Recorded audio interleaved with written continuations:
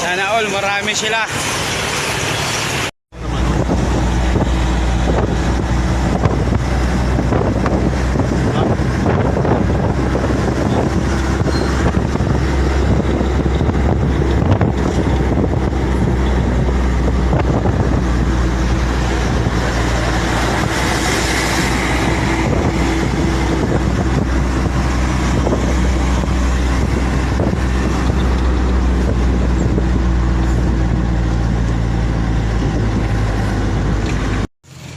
Dito kami ngayon mga lods sa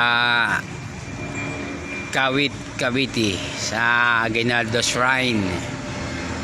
Ito may peryahan dito ngayon pero hindi pa nag-uumpisa dahil maaga pa. Ayan, marami yan sa loob mga lods. Ayan, nasasakyan namin. Dito kami pumarada kasi truck ban na kasi. Hindi na kami makabalik ng Maynila kaya dito na kami magpalipas ng oras.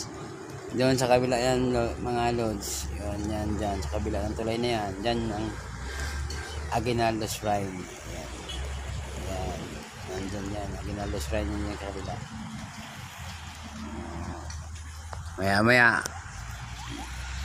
Pag mag-umpisa ng perya, papasok kami dyan. Kasi lang. Kasi hindi na kami makabalik ng Manila. Maaga kasi truck ban dito sa Cavite. Alas 3 ng hapon hanggang alas 9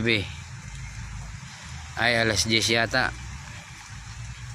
So na mga lods for today's video, and ingat kayo palagi lalo sa panahon na ganito sa mga bumabiyahe, lalo na maulan-ulan ang panahon ngayon dito, maambon-ambon mga lods.